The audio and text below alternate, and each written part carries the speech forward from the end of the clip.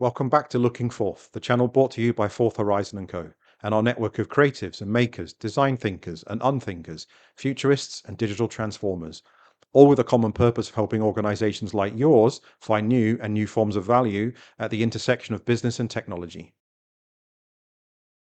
So I recently published an article on LinkedIn about what I'm calling cognitive mirroring. This session is going to be a collaboration, a crossover between Fourth Horizon and the AI Pathfinder.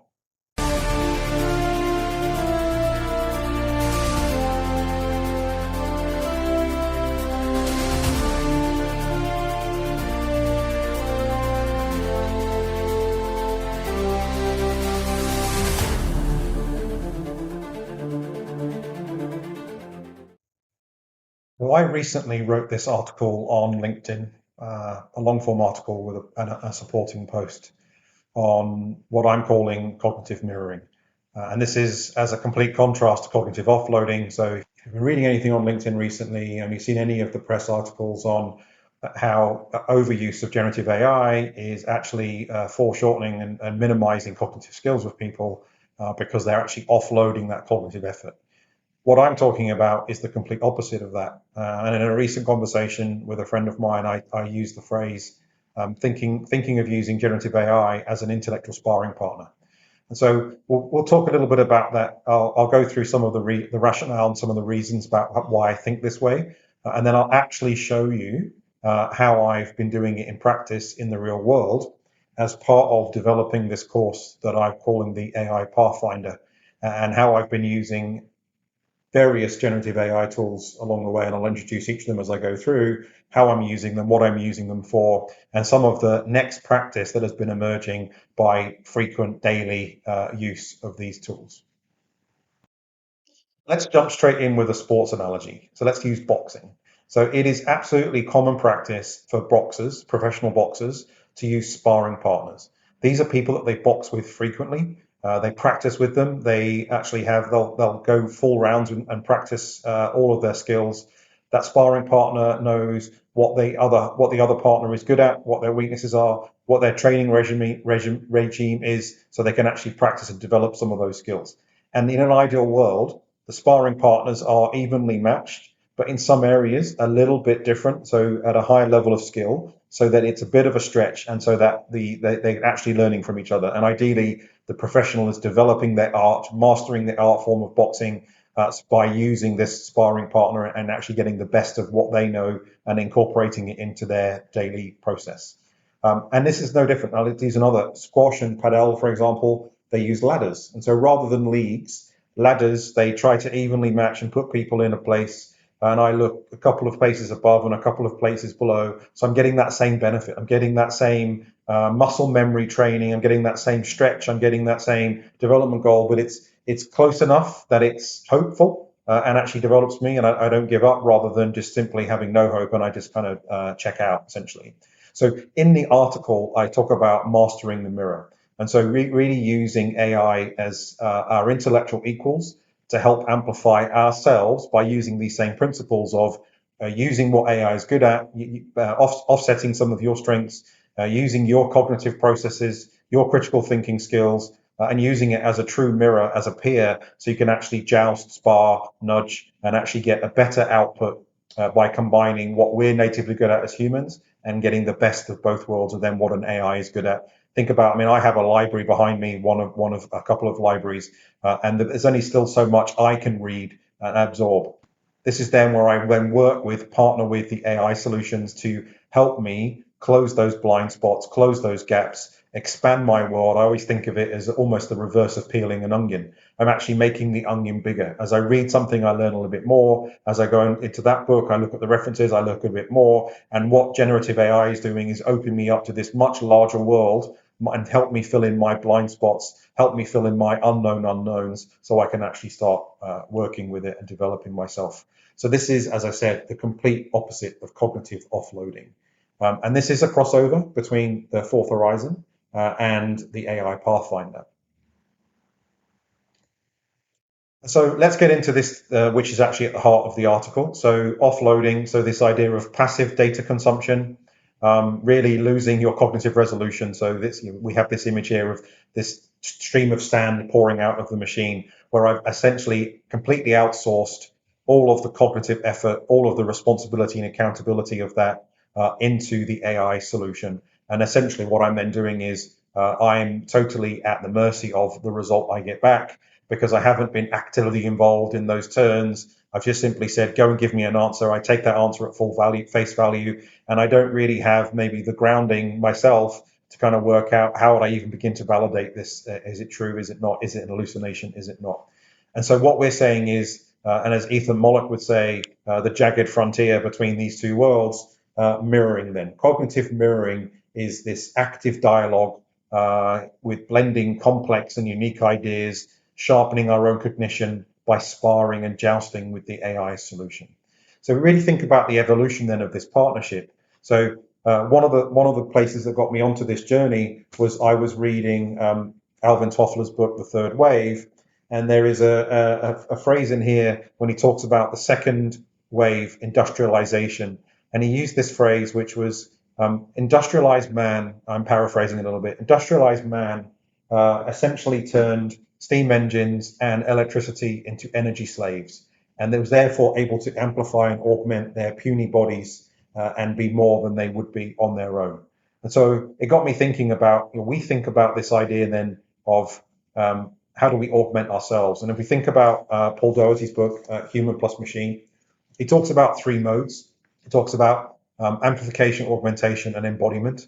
And part of that embodiment is where we kind of are a little bit today with the switch from large industrial robots, and as Paul talks about in his book, to collaborative robots. And so taking the embodiment of AI through robotics, you could think also Waymo, self-driving cars, this enmeshment of robotics, machine learning, and AI to produce this autonomous vehicle. That's kind of where we are today. But it's quite tactical in that sense. So what I'm suggesting through this idea of cognitive mirroring, and this is kind of really echoed by Jeremy Utley, and he kind of got me involved in this, and I've actually shared a link in the article to his original post where he was starting talking about the idea of using AI as a mirror. And my friend Craig, we've been talking about this for months, this idea of why do we find it so engaging, and when we use it frequently on our own, as we tend to as owner operators, it really becomes a mirror on ourselves. And as it starts to learn more about through reinforcement learning and multiple turns,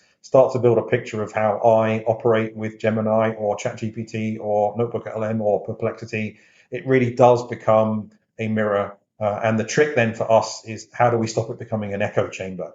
So the future then is how do we augment ourselves with these cognitive partners? How do we amplify the minds of ourselves as humans and really use these AI tools as coaches, as partners, as sparring partners? And when the corollary for me, I was talking to a friend of mine, and he got talked to me about vibe coding, and I was like, well, it's not really vibe coding, but it is vibing at one level. And so it really made me kind of think about the difference between vibing, or the commonalities between vibing and what I'm talking about, but the stark differences between prompt engineering and context engineering. And if we think about this journey towards context engineering, we really, back in the day, prompt engineering was a skill set. We had these AI whisperers who had this innate ability to kind of, through zero shot, one shot prompting, really draw out these answers, these results out of these AI tools. And that was partly because that was, 2 years ago, really a lot of these tools were still hallucinating. And it was really being very clear in your intent, very clear in your objective, trying to help with some examples of one shot to kind of ground the AIs into the kind of responses you wanted. And it was all really baked into a prompt.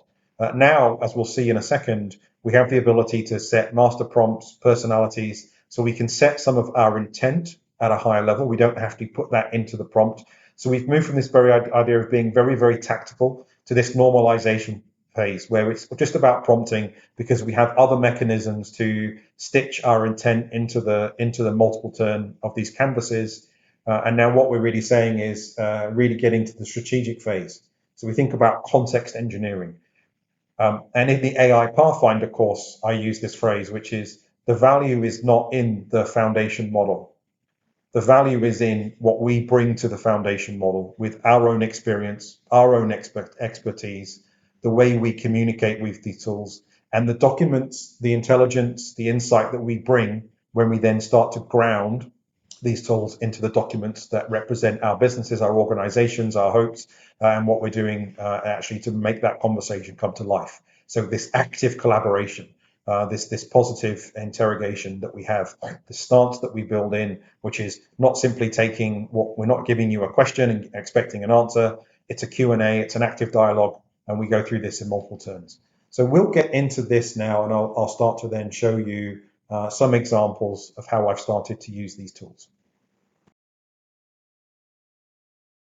The first thing I want to do, and this is in a direct response to my friend Alex, who has been trying to get this idea of cognitive mirroring working for him, is how do we actually now move beyond the prompt? How do we use some of these personalization tools, these master prompts? What are our options?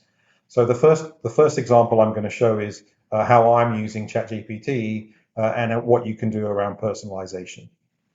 So the first thing that you do is when you come down into your login profile down the bottom, you can then look at settings and you can look at personalization. And so it's been around for a while, but I've started playing around with it a little bit. So you have this base style and tone, and you have this drop down, and you have these different personality types inside ChatGPT: friendly, candid, quirky, efficient, etc. I use professional. And then the other thing I do is you can actually use custom instructions down here. And I tend to talk about dialing back the sycophantic nature of some of these tools. I actually don't want it to be a cheerleader. I'm looking for an honest discourse with some of these tools. I'm looking for this sparring partner. I'm expecting it to be professional. I'm expecting it to be candid. And when I get something wrong, I want the tool to kind of tell me that I'm getting something wrong, because actually the only way to really get that benefit of coaching, mentoring, and partnering is to have somebody who's willing to tell you what you're doing well and what you could improve.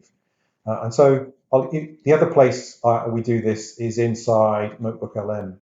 So when you come into NotebookLM, you come into your conversation area, you have this settings configure notebook option. You can come in here and you have default, you have learning guide, and then you have custom. And so what I tend to do is, depending on the subject matter I'm working on, I will expand out this custom area and I'll say, for this example, you are an experienced adult learning expert who not only creates interactive learning programs that can be delivered online, but also experience in helping course owners draft and edit companion books. So you can see kind of what we're doing with that. And you can also choose the response length. So that's kind of a couple of places where I set the meta prompt. The other thing I do inside Gemini, and we'll talk about this in a second, is when we really get into context engineering and really thinking about partnering, is how do we stop context drift? How do we interact with these tools and we get the desired outcome? And so when I think about the AI Pathfinder course, my starting position with this is I read the guidelines of the accrediting body and I dug into my area of expertise and my memory, and I went, think about all the professional learning I've done, professional training I've done. Think about classroom read delivery, working at places like Microsoft and Salesforce. Thinking about online tools like Coursera and others. What do I find works well for me?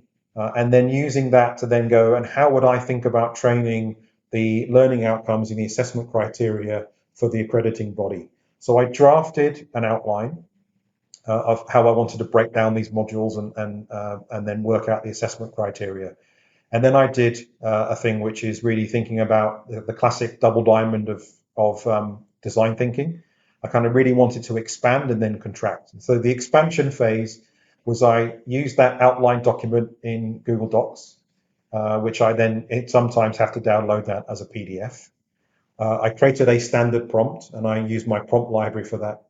And then I hit up Gemini, ChatGPT, Claude, those three, and I gave it the same prompt, gave all three the same prompt, and I gave all three the same document to ground the context of that conversation. And I basically asked each of those, which was essentially take that outline and help me develop it out.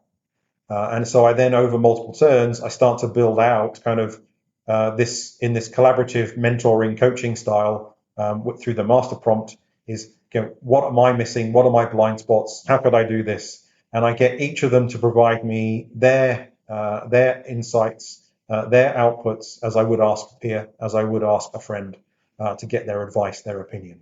I get all of that output and I save it all down, and I create then an anchor document, one for Gemini, one for ChatGPT, and one for Claude. And then I take those three things and I synthesize it then by putting it into NotebookLM. And one of the things I do then in NotebookLM is I say, take these three sources, compare and contrast them, and tell me what is common amongst all of them. What are the outliers? What are the surprising or unexpected things? And that allows me to then focus in, and that starts to then build out the framework for me as I start really getting the best of the wider set of ideas that these frontier foundation models have. They have provided me, for example, with use cases and case studies that I probably wouldn't have known about if I had done this on my own. And so then the course gets better, the output, the curriculum gets better, because it gets not just my view, it gets the wider view from the training data and the post training differentiation that each of these models has. So you think about really how the AI labs think about differentiation. What they do in the post-training run, in the fine-tuning, is Anthropic, with what they want to do from a safety stance and kind of what they're famous for, is really thinking about minimizing the time to AGI and maximizing the time to AGI, minimizing the impact of some of the existential risks that people like Nick Bostrom will talk about. So they fine-tune the models to be what they want their models to be. OpenAI has a different stance, Gemini has a different stance. So now I get the benefit of three differently tuned, different attention mechanisms inside these three foundation models, and I then can synthesize that, and I read through those, and I can then make my own determinations, accept that edit, have another conversation turn, multiple turns about developing that idea further, turning it into something that's more aligned to my idea of the assessment criteria and the learning outcomes, or just reject offhand. That's just not an area I want to go into. And so that really is kind of part of the process for me. As part of that multi-turn methodology, as part of that synthesizing and getting each of my collaborators to work with me, I actually started generating a lot of assets, kind of drafting them up already, whether that's a trainer asset, a train the trainer asset, or a learner's asset. And I started breaking those down by modules and storing them away. And then one day I came into Google Drive, and I was a little bit surprised. Maybe I just hadn't picked up on this thing before. But really now we start thinking about what Gemini has and its apps, and you start to see that coming into Workspace in the same way that we're starting to see Copilot come into Excel, PowerPoint, Outlook, and other places. And I really was very taken aback by suddenly this Gemini applet turned up in Google Drive. So let me talk about that briefly, because it really helped me kind of catalog some things, and you'll see that come into one of the context grounding documents I put into one of these multi-turn conversations. So when you come into Google Drive, this thing popped up, insights from Gemini, folder insights. And so I came in this one day, I popped in here, and I started prompting around in here and working with the tool. I said about, tell me about all of the assets in L01 foundational AI literacy. And I asked it to go away and catalog all of the assets, grouping it down by persona. So learner, trainer, trainer, and then put that out as a Google Sheet. And that then became an essential document really for what I'm going to do next, which is go into Google Gemini. But let me show you a couple of quick examples. So having drafted out my initial outline and then working with, in this case, Gemini, it kind of helped me build out kind of a richer, more advanced, more in-depth view of the outline, breaking it down and constantly helping it match to the guidelines of the accrediting body. And how do we break down these modules into logical sessions? What are the activities? What are the case studies? How do we really start thinking about framing up this course? I took a lot of this stuff, and one of the things I did is next practice. I created this thing called the Course Bible, and this is this one artifact that I've done a couple of things with. I've abstracted away from the workflow. I've abstracted away and created this meta prompt. So whenever I want to create images in Google Slides, now when it builds a prompt, it drafts a prompt for me. And I then put that back into Google Slides in beta mode, where you can now go and generate slides. And it has this strict adherence to this template. So now, whenever it drafts a generation slide draft prompt for me, I have the same expectation. That then makes my workflow way easier. So I can think about slide numbers. I can think about the philosophical lesson that becomes part of the speaker's notes. It helps you think about the visual tag. How do we really structure this image? What is the key text? What do we want? No more than 10 words to be the key anchoring narrative on the slide, and then really build out that speaker's track. How are we pitching the slide? What's the opening hook? How do we then build that into analogy and a narrative? Because one of the things I'm trying to do through this course is it's not really designed for AI people. It's not really designed for technologists. It's designed for business professionals. So how do I take something complex like recurrent neural networks as an example? How do I simplify it, make it more accessible with narrative and metaphor and analogy, so I can make those meaningful connections for people and go, okay, I understand now. I understand, completely understand. Training a puppy is kind of similar to reinforcement learning. Totally understand, Sherlock Holmes, supervised learning. There is a known pattern. I'm going to find it. I'm going to do my utmost best to find it, and I will prove or disprove that that thing is true or false. Supervised learning. Gregory House from House MD. Inductive reasoning, unsupervised learning. A patient turns up presenting with these symptoms. Nobody can really correlate and work out the causation between those things.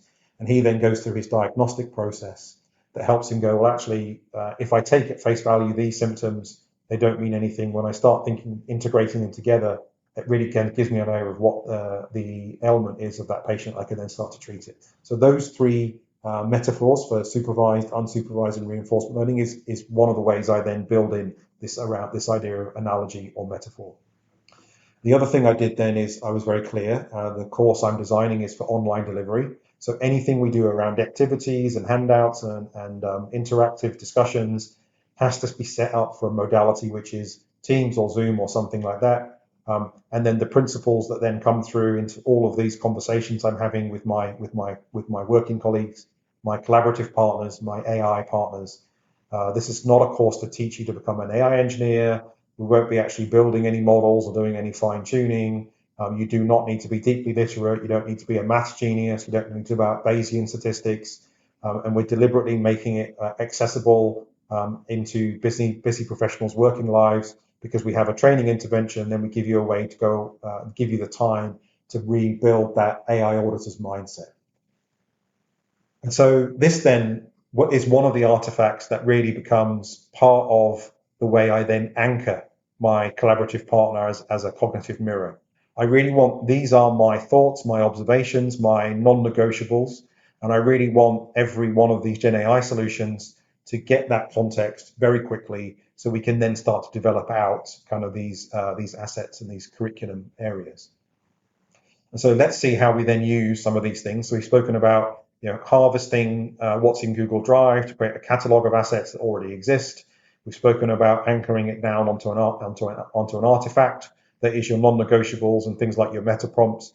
And we've shown you kind of what the module outline looks like. And then there is another document which is the synthesis of what Claude said, what ChatGPT suggested, what Gemini suggested, and kind of how I use that to then build out the curriculum and then put the meat on the bones of the skeleton, which is the outline, and then develop that down into workable activities, concepts, case studies, and other things. And then I'm now going to go out. In this case, I'm going to jump ahead and I'm going to show you once I'd actually gone out and built all the assets, built the materials, built the slideware, how I then start to review and to come back and go, we said we were going to do this.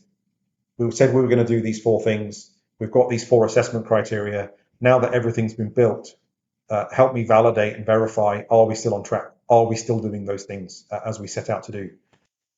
And so one of the other next practices I really snapped into pretty quickly is I don't want any of these to be an echo chamber. So it's very easy to start getting context drift, even though the context windows are very large and we've got long short-term memory has got way better than it used to be. If you really have a very, very long conversation, it can get a little bit flaky, it can get a little bit brittle. And so you end up having to prod and you end up putting more cognitive effort back into your collaboration. And so I think, okay, what I'm going to do is I'm going to nail down, in this case, with a session within a module, and I'm going to go and build out an individual session. And what I'm going to do is I'm going to prime the pump. I'm going to ground each session in the specifics of what we're trying to do in that session. So I take this, the outline and the overall curriculum, and I carve out session 3 specifics only. And I create a document which I call a meta context. I've got the asset catalog, I've got this artifact, which is the course Bible, and I've got the guidelines from the accrediting body. And then I basically start off a session that says, please join me, try to be polite. I'm not trying to anthropomorphize these tools in any way, shape, or form. But what I have found in this daily use is Claude and Gemini particularly. When Paul Doherty in his book Human Plus Machine starts talking about the role of humans in this human plus machine collaboration of trainers, explainers, and sustainers, it kind of really got me thinking about how Anthropic and Google in this case, it seems almost obvious in hindsight that they've really got these idea of empathy trainers and some of these, and they've tried to, for engagement reasons, have tried to turn the personalities of these tools into more human-like characteristics. So even though I don't think of this as a sentient being at the other end, I know it's an AI, but what I have found is conversing with it as if it is more human-like, I tend to get better outcomes. And a year ago, maybe 18 months ago, one of the most powerful prompts you could put into one of these tools was just simply 2 words, which was try harder. And so it would go off like an intern, like a graduate, a puppy willing to please. It'd go off and it would actually go, okay, yes, I got it wrong. Hey, let me go. Let me have another try. And so some of these phrases, I think, certainly with Gemini and Claude, helps me get a better outcome. I'm not thinking of it as a human in any way, shape, or form, but I will try and be polite because of this as a principle. So please join me in a collaboration to finalize the AI Pathfinder course. To get you aligned, please have a look at the following. So these artifacts, the session meta context, and therefore I want you to think about how this aligns to the accrediting body, the current set of slides that we've already created so far, the asset catalog that we've harvested out of Google Drive, and I've given it a clear instruction. When you're going to suggest prompts to me for new slides, make sure you use the meta context, the agreed template that we've got in the course Bible. And then the other thing I've said through this course design is here is a core principle. So an objective of the AI is the lowest common denominator for tools. We have to think about free versions of Microsoft 365 and Google Workspace, whether that's free, freemium, or free trial. We're not making any assumptions. We don't have any expectations that the people at the other end, the learners, have a full license of Microsoft 365, a paid $20 a month basic version of ChatGPT. They have Google Gemini Pro because they've got a Google Workspace license, whatever. So we're trying to make sure that the lowest bar is kind of where we're working. And then the tool will go off, and then we start to get into the collaboration. So, yeah, I'm okay, I've got it. And the other thing I tend to do myself, so the way I've worded the prompt is when you're ready. So I give it an instruction, go off and read those things first. When you're ready, I will then give you what I want to focus on. And again, this just reinforces the meta context, but I get very explicit, make sure there's nothing left behind. So I'm focusing on module 4 and session number 3. And then it'll start to then do its thinking and start to do its probability, its math-based kind of determining what some of the actions are that comes out of it. So that's kind of one way I think about doing this. So I've spoken about using multiple partners first, so expand out and widen my horizons first.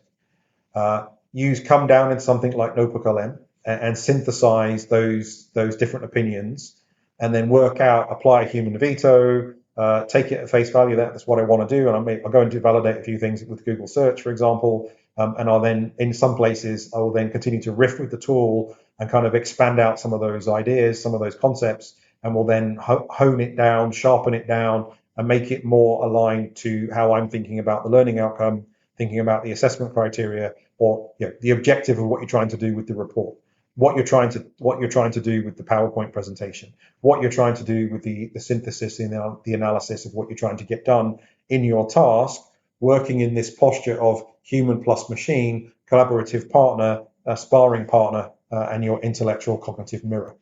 So let's look at another couple of examples and some of the other things I'm thinking about in terms of next practice. So here is one example of how I start to frame up a conversation with ChatGPT. And this is another example of the other best practice I've really taken. as I said before, trying to avoid this echo chamber.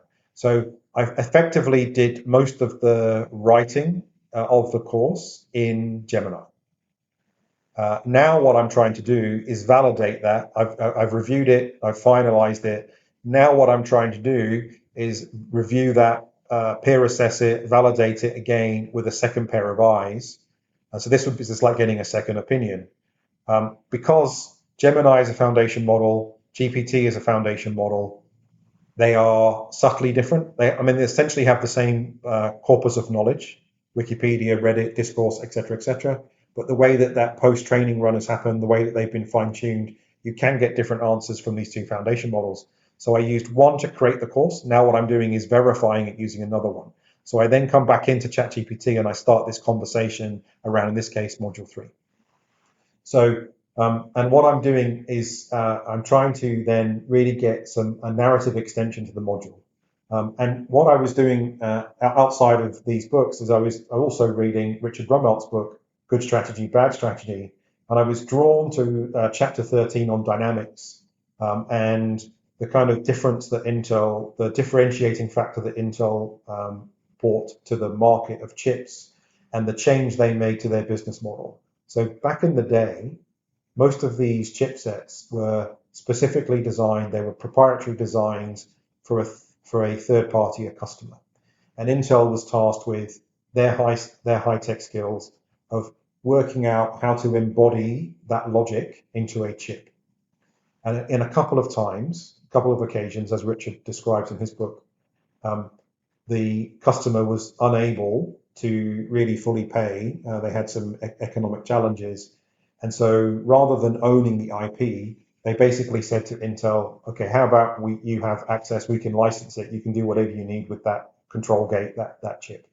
This then became ultimately Intel's differentiating business model, is they then became experts in chip design, and that then drove the entire industry away from hardware experimentation, trial and error, into software experimentation, trial and error. It got me thinking about the differences between build versus buy.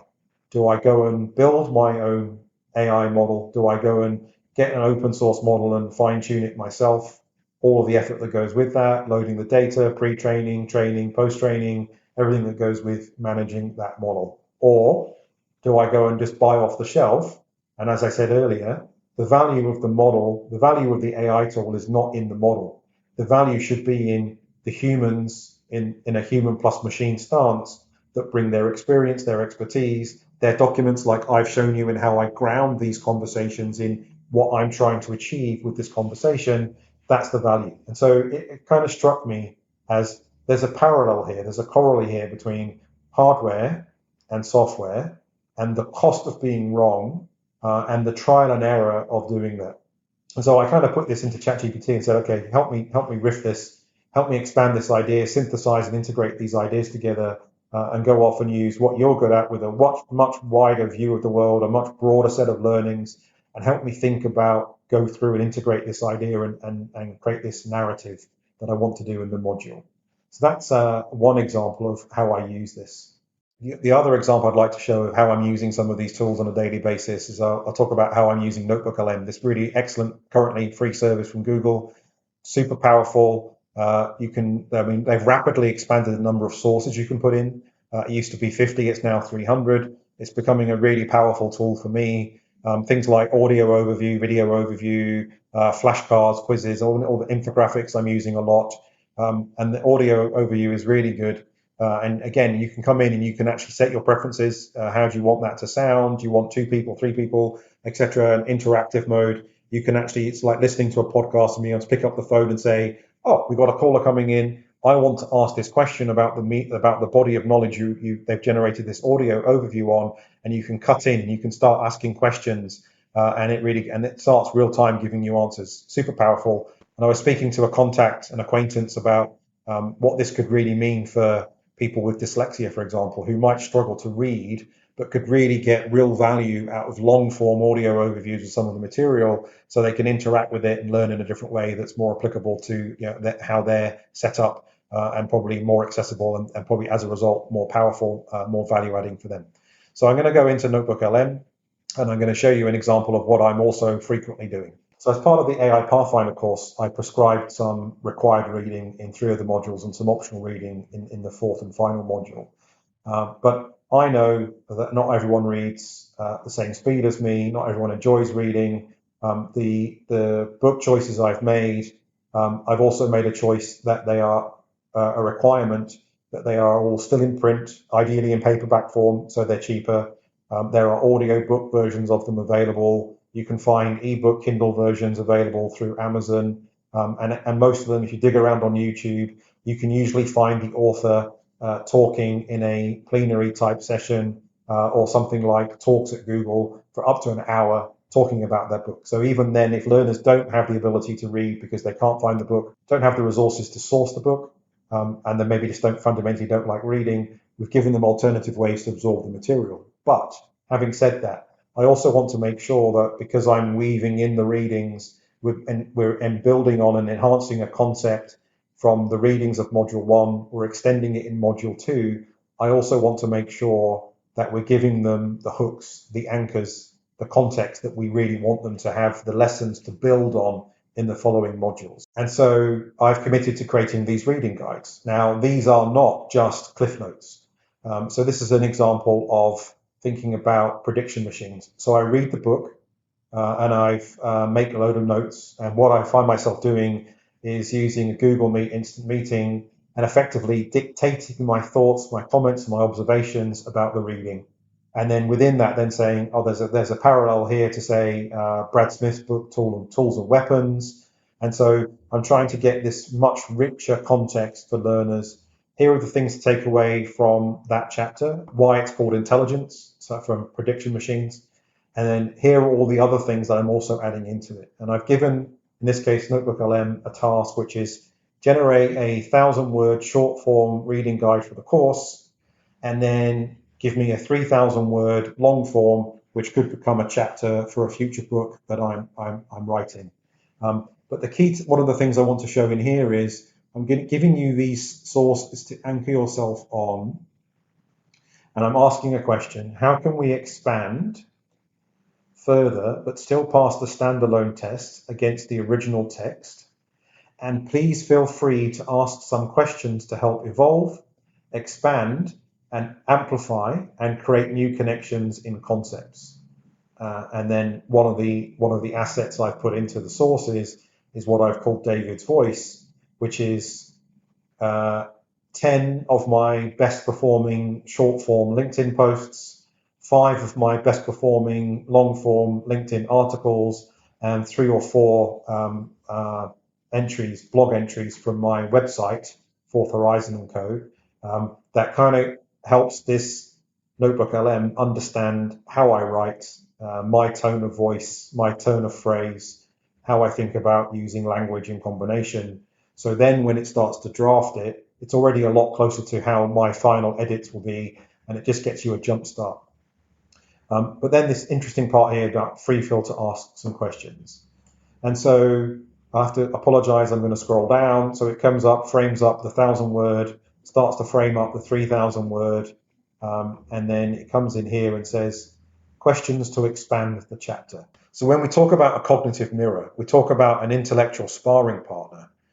This is, for me, a really embodiment example of what I'm expecting these tools, how I'm working with these tools, and ultimately what I would like all of you to achieve in working with these tools in this human plus machine paradigm, or as the gentleman at the AI Marketing Institute would say, machine plus marketer. So the same idea of using skilled people, becoming more skilled, pushing off some of the research, pushing off some of the effortful things that takes us time, so we can spend more time focusing on the things we really add value in: cognitive skills, judgment, critical thinking, but using it then not just in a cognitive offload, outsource that task and tell me. In this case, what I'm saying is engage in a conversation with me.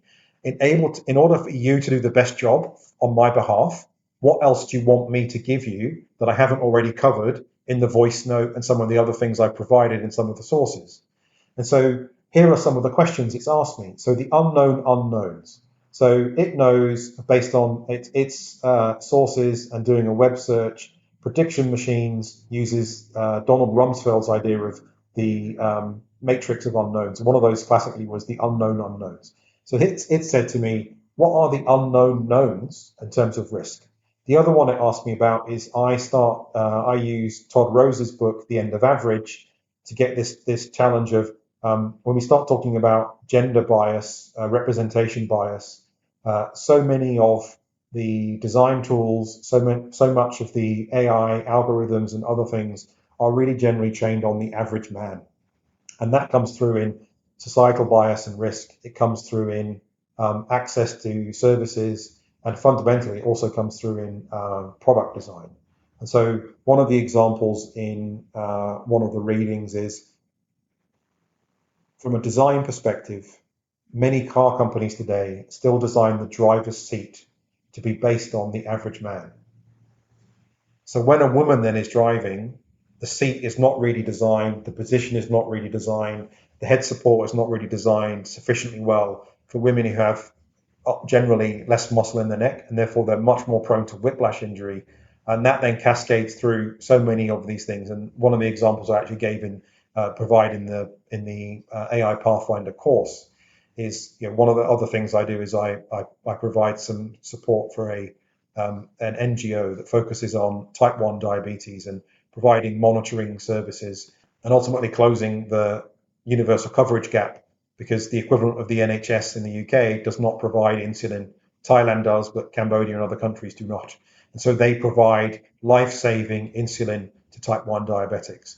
And the example that's in the reading, one of the readings from Invisible Women, is, and this jumped out at me because of this connection I have with this charity, is one of the common suggestions for type 1 diabetics who've had too much carbohydrate is to go and do a HIIT workout, so a high intensity training workout. Science differs from what the suggestion is of what an AI system would be based on.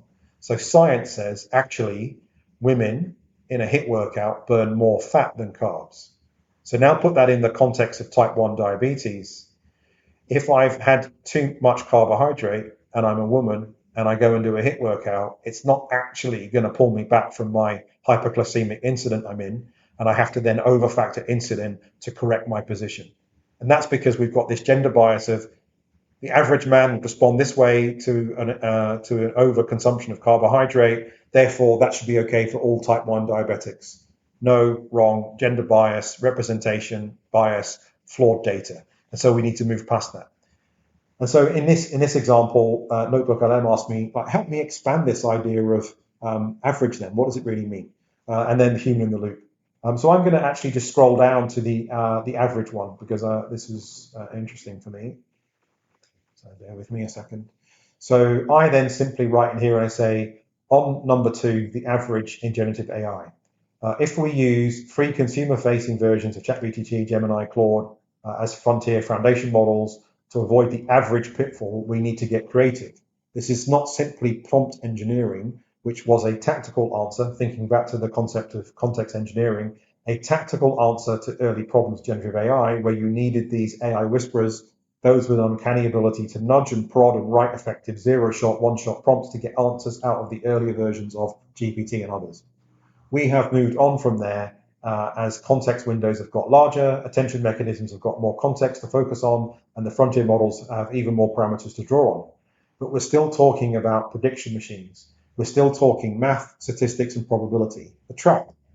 When we can't vary temperature, max K, max P, and we don't evolve into context engineering, the response can trend to sameness over time.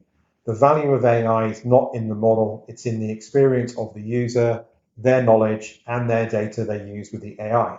Again, this idea of feeding the context, grounding it in your thoughts, grounding it in your artifacts to try and get your collaborative partner on message as quickly as possible and to avoid that context drift.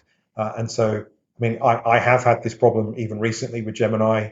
I love Gemini. It really helped me a lot recently. But I think it was Boxing Day. I started to work on slides, and the slide deck I gave it had 38 slides, and it said slide 12. I'm like, slide 12, what you're talking about, and the slide 12 I've got in front of me are different.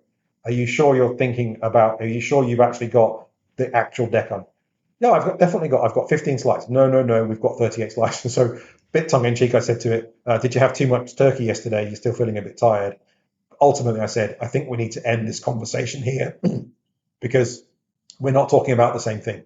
And we're not going to get over this hurdle. I've tried, I've reprimed context, I've nudged, I've prodded, I've given you new prompts, and we're just not moving out. So let's just close this conversation here, and I'll go somewhere else. And in this case, I pivoted into a different partner that I know could work on the same area, and I started that same framing, context, meta context, slides, etc., and I got an outcome. And then I went back the next day, and Gemini was happier again, and it was responding properly, either in 2.5 or in flash fast or in thinking mode.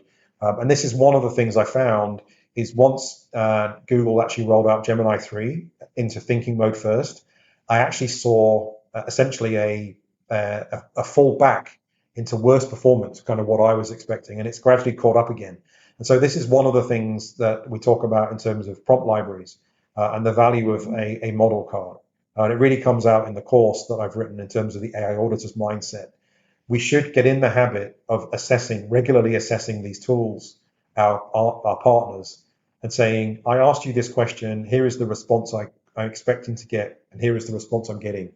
And then when you get a new version of the tool, and you should test regularly, if you start to see a vast difference between what you expect and what you get, you need to ask yourself why that is, and then go and do the same thing in a complementary tool somewhere, and then you can actually make informed, risk-driven decisions on am I getting the response I expect and the response I really need, or am I seeing model drift?